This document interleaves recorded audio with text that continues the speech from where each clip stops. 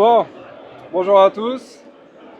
Le sujet d'aujourd'hui, c'est Solution BI, l'entreprise pour laquelle je travaille, qui a testé MicroStrategy. Qu'est-ce qu'il y a? Lia, tu peux parler un peu plus fort? Lia. Donc, on a testé l'IA de MicroStrategy. Donc, c'est une nouveauté c'est une nouveauté de MicroStrategy qui est assez poussée. Donc, on va essayer de voir un peu les différents aspects, sans rentrer trop dans le détail, mais tout en présentant un peu les changements que ça peut apporter au sein d'une entreprise et au sein même des équipes et des utilisateurs surtout. Donc, je vais d'abord présenter Solution BI rapidement. L'entreprise Solution BI a été créée en 2009. Elle est comprise par plusieurs pays. En fait, elle est répartie sur plusieurs pays, qui sont listés ici. Je ne vais pas tous vous les faire. L'intérêt, en fait, c'est que ça couvre en fait tous les fuseaux horaires. On a plus de 350 consultants et 150 clients. On couvre 3 domaines, la data, l'analytics et maintenant l'IA. On couvre également la finance et la performance à travers des outils comme Tagetic et des outils d'EPM en fait. On propose aussi 4 services différents, dont le training où on va dans les écoles d'ingénieurs pour faire des formations sur différents outils pour BI, MicroStrategy et voilà. Et aussi on va former aussi nos clients. Alors, maintenant on va aborder en fait le nerf du sujet, à savoir l'IA de MicroStrategy. Donc bien sûr c'est une IA générative. Ça comprend donc d'abord Auto Dashboard, qui est la possibilité en fait de MicroStrategy de générer, en cliquant sur un bouton assez rapidement, on va générer un tableau de bord. Ensuite il y a Auto Answer. On est toujours placé sur un tableau de bord et à ce moment-là on va commencer à communiquer avec l'IA pour avoir des informations relatives aux données présentes dans notre tableau de bord, mais également des possibilités de rajouter des différentes fonctionnalités, des graphiques et récupérer des informations liées à ce tableau de bord-là. Ensuite, on a Autobot. Donc là, c'est la possibilité de, à partir d'un jeu de données ou plusieurs jeux de données, maintenant c'est une nouvelle fonctionnalité qui s'est rajoutée, c'est de communiquer avec un bot en ayant directement, en posant des questions par rapport à un jeu de données et en récupérant un maximum d'informations. Et enfin, il y a AutoSQL, qui est un outil qui permet à la fois d'optimiser une requête SQL existante. Donc, on va donner une requête SQL à AutoSQL et il va directement nous l'optimiser, nous proposer des axes d'optimisation, mais également nous donner des axes de compréhension de la requête qui est proposée. Donc, on arrive à accéder en fait à l'IA à partir de plusieurs interfaces. Il y a Library, donc qui est l'outil principal de dashboarding de MicroStrategy. Il y a le mobile, donc on peut très rapidement avec l'application mobile de MicroStrategy accéder à l'IA. HyperCard, qui est une spécificité de MicroStrategy, on peut également intégrer là-dedans en fait l'IA ou un bot même, je crois, il me semble, c'est un bot, ouais. Et ensuite à travers des API également. Et enfin, la dernière nouveauté, c'est avec Teams. Maintenant, on peut avoir directement avec Teams accès à un bot et pouvoir communiquer avec lui. Et enfin, on a la possibilité, c'est le dernier aspect en fait de l'IA de MicroStrategy, de pouvoir suivre un peu l'activité des usages de nos utilisateurs sur l'IA. Avec du coup c'est auto, comment ça s'appelle déjà? C'est auto, je ne sais plus, je ne l'ai pas noté. Pardon, je vérifie juste, je ne vais pas dire de bêtises. Voilà, c'est pas là. Auto-adoption, voilà. Ensuite, alors quels sont les prérequis pour avoir accès à l'IA? Quels sont les prérequis? Donc d'abord, en fait, il faut avoir une plateforme en cloud uniquement. Ça ne marche pas en on-premise, nativement, on va dire. Il faut avoir aussi Library, comme je le disais. Donc c'est l'interface principale de dashboarding de MicroStrategy. Il faut faire très attention aussi si on va récupérer un fichier Excel ou même utiliser des objets propres à MicroStrategy, d'avoir des nommages qui soient les plus pertinents possibles, parce que l'IA va essayer de comprendre à travers les noms de quoi ça parle. Donc c'est vraiment très important. Si je vous mets par exemple des colonnes où ça s'appelle X, Y, Z, 1, 2, 3, bah, l'IA ne va pas comprendre en fait de quoi il s'agit derrière. Il est bien sûr très important d'avoir des données qui soient qualitatives et qui soient pertinentes.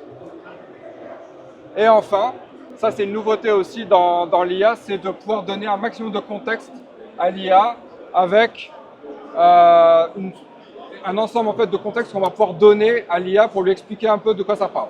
Donc ça peut être par exemple de lui dire que si je parle de chiffre d'affaires, il doit faire une somme de plusieurs indicateurs, de plusieurs colonnes pour pouvoir restituer l'information correctement. Là, je vais vous présenter une petite démo que j'ai faite, mais vraiment très rapide, hein, parce qu'encore une fois, MicroStrategy ici même font plusieurs démos sur Internet, sur leur propre stand. Donc je ne vais pas rentrer vraiment dans une démo très approfondie, mais c'est juste pour vous montrer en fait, la rapidité à laquelle on peut, avec laquelle en fait, on peut mettre en place un bot. Donc là, j'arrive, je crée directement un bot depuis l'interface web de MicroStrategy. On va chercher un fichier Excel. En l'occurrence, ici, c'est un fichier qui a été communiqué par un client. C'est des données qui ont été anonymisées et qui sont de développement, donc qui n'ont aucune véracité. Et là, assez rapidement, je récupère en fait un ensemble de colonnes qui sont donc des données contextuelles et des données de type numérique qui vont permettre en fait d'être du coup des indicateurs. Et là, je vais tout simplement demander à MicroStrategy, au bot en l'occurrence, de me faire une synthèse de ces jeux de données. Il faut savoir que j'ai à peu près 30 000 lignes et vous avez vu une quarantaine de colonnes, ce qui est quand même très volumineux. Et là, MicroStrategy va très rapidement me proposer une première version d'analyse. Donc là, si je remonte, je vais voir qu'en fait, il m'a fait plusieurs contextes, plusieurs KPI qu'il a essayé de résumer pour que je puisse avoir un premier jet d'informations. À partir de là, en fait, il me fait plusieurs propositions, comme vous pouvez le voir ici aussi, d'analyse. Donc là, j'ai cliqué quels sont les principaux retards en fait, de livraison de mes colis.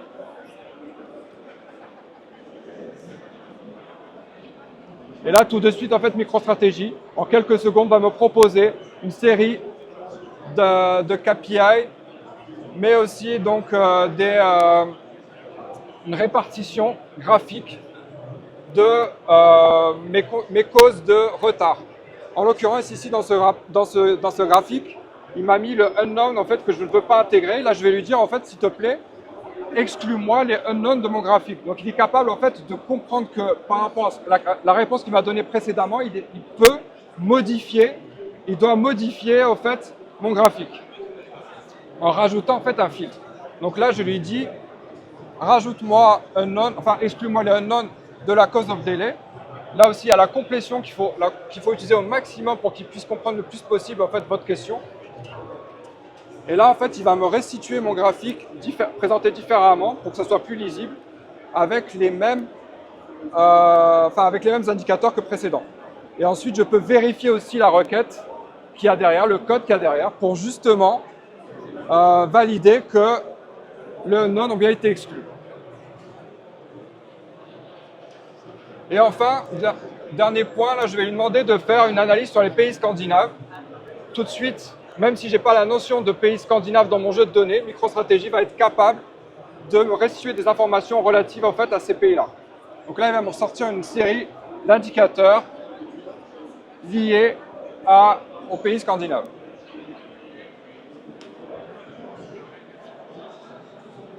Donc voilà pour la première démo sur le bot. On va passer maintenant à la démo sur AutoDashboard.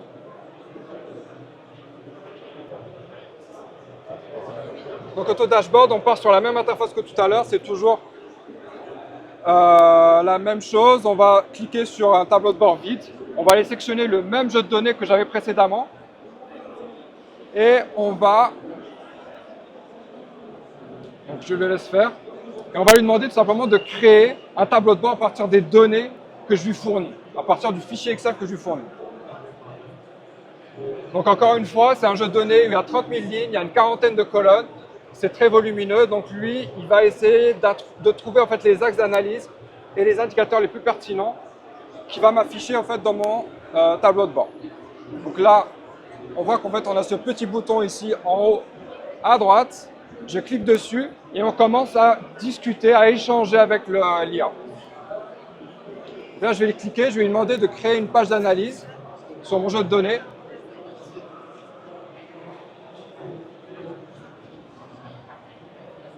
Et assez rapidement, je vais avoir mon tableau de bord en fait, qui va s'afficher avec pas mal d'axes d'analyse et même une cartographie. Donc on attend un petit peu, c'est le temps qu'il analyse toutes ces informations. Là, on retire en fait un peu les écrans et hop, on se retrouve du coup avec des KPI qui sont proposés, avec une cartographie et avec des KPI qui vont se ventiler sur différents axes d'analyse. Voilà un petit peu pour Auto Dashboard. Donc vous voyez, avant, pour créer en fait ce genre de tableau de bord, il me fallait plusieurs minutes, voire plusieurs dizaines de minutes. Et maintenant, j'arrive en un seul clic à générer un tableau de bord exploitable tout de suite à partir d'un jeu de données que MicroStrategy ne connaît pas du tout en l'occurrence. Du coup, à partir de ces éléments, on peut facilement identifier en fait les populations cibles qui vont être impactées par ce genre de nouveautés. Donc on a identifié en fait avec l'équipe que les utilisateurs qui sont un peu perdus, qui ne connaissent pas vraiment comment développer, comment créer leur propre reporting, comment faire des tableaux croisés dynamiques, ils vont pouvoir assez rapidement intégrer un fichier et commencer à poser des questions et à récupérer des informations dont ils ont besoin. On a identifié aussi des développeurs juniors qui ne connaissent pas forcément le contexte client, qui ne sont pas non plus très bons sur MicroStrategy pour créer un nouveau tableau de bord. Ils vont aller rapidement récupérer des informations, mettre en place des tableaux de bord en quelques clics. Les analystes aussi. Les analystes, en fait, ont besoin aussi de pouvoir assez rapidement, de pouvoir sortir des synthèses, de pouvoir faire parler les données. Et là, justement, avec l'IA, ils vont pouvoir rapidement ressortir les KPI, les axes d'analyse les plus pertinents.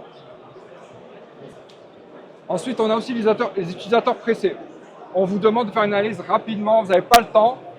Vous avez une présentation qui doit être faite là dans 10 minutes.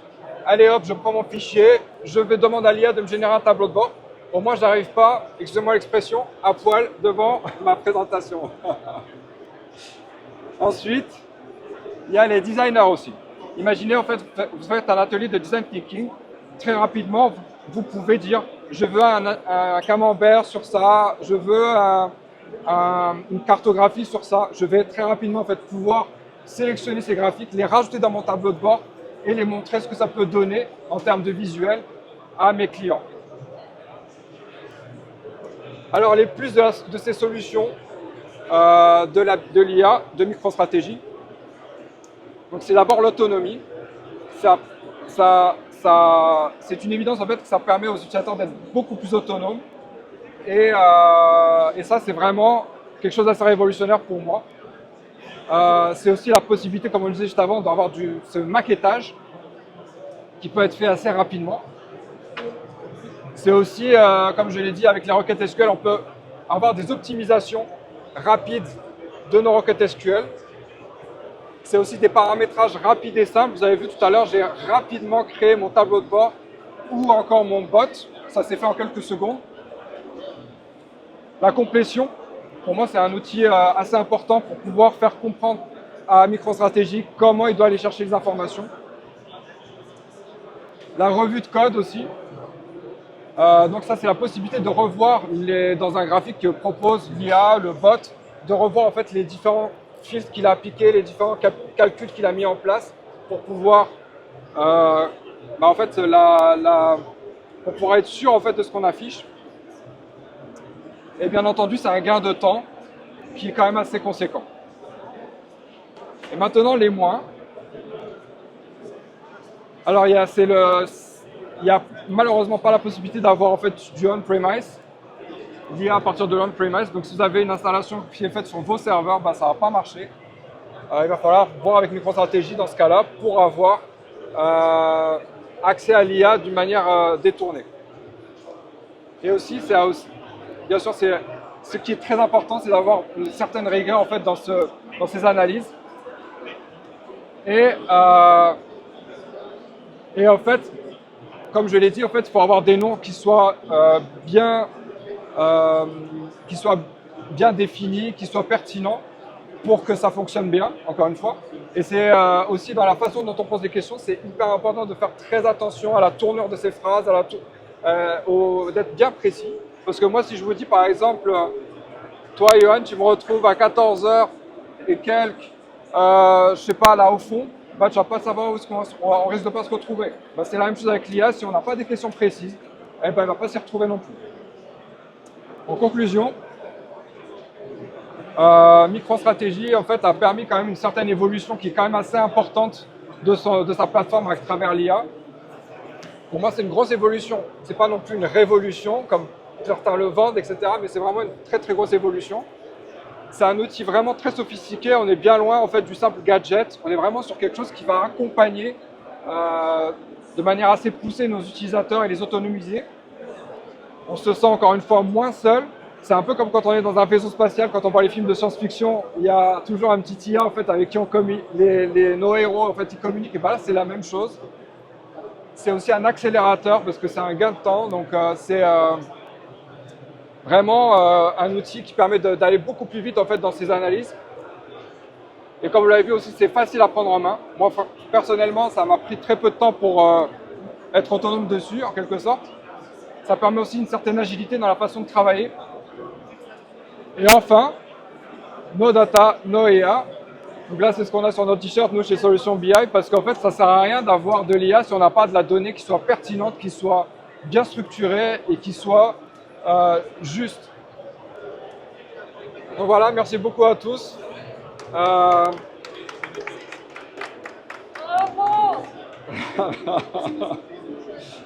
Retrouvez-nous à notre stand B11, qui est de l'autre côté du coup. Donc vous avez vu, je suis précis B11, hein, parce que comme pour l'IA, il faut être précis. Et n'hésitez pas à venir me poser des questions si vous en avez besoin. Merci. Merci Karim. Bravo.